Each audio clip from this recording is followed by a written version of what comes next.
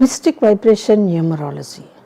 ఒక్కొక్క date of birth ఒక్కొక్క మనిషికి ఒక్కొక్క రకంగా ఉంటుంది. అర్థం కాలేదు కదండి. ఒక్కొక్క డేట్ ఆఫ్ బర్త్ ఒక మనిషికి ఒకలా ఉంటే మరొక మనిషికి ఇంకోలా ఉంటుంది. ఒకవేళ డేట్ ఆఫ్ బర్త్ కామన్గా ఉంది కదండి అంటే అంబానీలు మిట్టళ్ళు ఎందుకున్నారు, మిడిల్ క్లాస్ ఫ్యామిలీస్ ఎందుకున్నాయి, అప్పర్ మిడిల్ క్లాస్ ఫ్యామిలీస్ ఎందుకున్నాయి, లక్షాధికారులు ఎందుకున్నారు, కోటీశ్వరులు ఎందుకున్నారు, అపర కుబేరులు ఎందుకున్నారు. అలాగే మన జీవితం అంటే మనం తినడానికి తిండి, మనం ఉండడానికి ఇల్లు, ఇటువంటి బేసిక్ నీడ్స్ ఫుల్ఫిల్ చేసుకునే క్రమంలో ఎందుకు కొంతమంది ఉన్నారు. ఒకటే డేట్ ఆఫ్ బర్త్లో నేను అనేది. ప్రతిరోజు ప్రతి నిత్యం కష్టపడుతూ ఎందుకు ఉంటున్నాడు ఒక మనిషి, ఇది కూడా ఒకే డేట్ ఆఫ్ బర్త్లో. ఎందుకండి ఇన్ని తేడాలు, ఎందుకు ఇన్ని తేడాలు? ఎదగాలనే కోరిక మనిషికి ఎందుకు వస్తుంది? ఇది కూడా డబ్బు పరంగా మాత్రమేనండి, ఇంకే పరంగా ఆలోచించట్లేదు. ఎదగాలనే కోరిక మనిషికి ఎందుకు ఉంటుంది? ఎక్కడ చూసుంటాం ఎవరినో ఒకళ్ళని. ఇంకా ఈజీగా చెప్పమంటారా? సైకిల్ మీద వెళ్ళేవాడికి స్కూటర్ చాలా గొప్ప, స్కూటర్ మీద వెళ్ళేవాడికి కారు గొప్ప, కారు మీద వెళ్ళేవాడికి ఆడి కార్లు ఇంకేదో కార్లు గొప్ప. వీటన్నిటినీ చూసేసిన తర్వాత మనకంటూ ఒక చార్టరో సంథింగ్ ప్లేనో ఏదో ఉండాలనుకుంటాం కదా, అది గొప్ప. అది కూడా చూసేసిన వాడికి ప్రపంచంలో ఏ కంట్రీకి వెళ్ళినా తన ఫ్లైట్ ల్యాండ్ అవ్వడానికి ఒక్కొక్క ఎయిర్పోర్ట్ సిద్ధం చేసుకునే కోరిక. బాగుంది కదండి. వర్కౌట్ అవుతాయా? అందరికీ కావు. సమాజం అంటాం కదా, ఎక్కడ రాదు. ఖచ్చితంగా సమాజంలో ఈ డిఫరెన్సెస్ ఉంటాయండి. మిగిలిన వాటి గురించి నేను మాట్లాడటలేదు, కేవలం డబ్బు పరంగా ఉన్న ఈ విషయాలనే మాట్లాడతాను.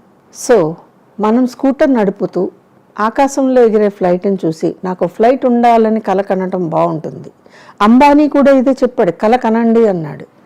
అది నెరవేర్చుకోవటానికి మీరు సక్రమంగా వెళ్ళాలా అక్రమంగా వెళ్ళాలా అది మీరు తేల్చుకోవాలి. ఇక్కడ కర్మ తాలూకు ఫలితం మిమ్మల్ని ఎప్పటికప్పుడు పనిచేస్తూ ఉంటుంది. ఎలా చేసైనా సరే మనం ఒక విమానం కొనుక్కోవాలి అది అనుకుంటే నేను దాని గురించి మాట్లాడను. సరిగ్గా కష్టపడితే మీ కర్మ మీకు హెల్ప్ చేస్తుందండి. దాన్ని అదృష్టం అని కూడా అనొచ్చు. సో ఈ అదృష్టం అనబడేటటువంటి కర్మ మీ దగ్గర ఉంటే తప్ప మనం ఏం చేయలేం. చాలామంది చెప్పే విషయాలు ఎందుకు తప్పు అవుతున్నాయి? ఎందుకు మనము మీడియాలో అరవటం? ఎవరైనా చెప్పారా మనకి అరవమని? మన కోసం మనం అరుస్తున్నాం. సో దీనికి మళ్ళీ ఇంకేదో అనటం ఎందుకండి? సో మన కోసం మనం అరిచినప్పుడు మన కర్మే మనకి కొరుకుతూ ఉంటుంది, కరుస్తూ ఉంటుంది. ఎప్పుడైనా సరేనండి, కొన్ని పద్ధతులు ఉంటాయి, వాటిని ఫాలో కావాల్సిందే. లేదు ఫాలో కాము, ఒక మంచి పని చేస్తే మీరు 10 మందిలో గుర్తింపు తెచ్చుకోవడం చాలా కష్టం అండి, చాలా కష్టం. అదే ఒకటి ఎదురు తిరిగి రెబెల్గా ఉంటే గుర్తింపు రావచ్చు, కానీ అది ఎన్నాళ్ళలో ఉండదు. ఉంటుందా? ఉండదు.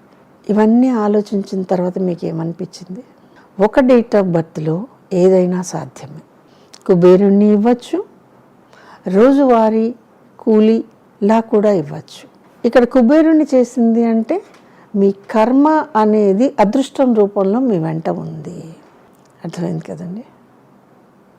కాబట్టి ప్రతి ఒక్క మనిషి ఎదుగుతున్నాడు, మనకి అందట్లేదు అని అనుకున్నప్పుడు అతనికి ఏదో స్పెషాలిటీ ఉంది.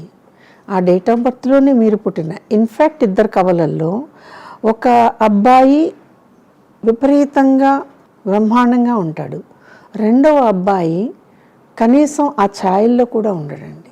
2 కవలల్లో ఒకే డేట్ ఆఫ్ బర్త్లో 1 నిమిషం తేడాతో పుట్టినప్పుడు ఇన్ని తేడాలు ఉంటే, ఒకే డేట్ ఆఫ్ బర్త్లో ప్రపంచం మొత్తం మీద రకరకాల నగరాల్లో ఊళ్ళల్లో ఎక్కడెక్కడో పుట్టిన వాళ్ళ లైఫ్ ఒకలా ఎలా ఉంటుంది?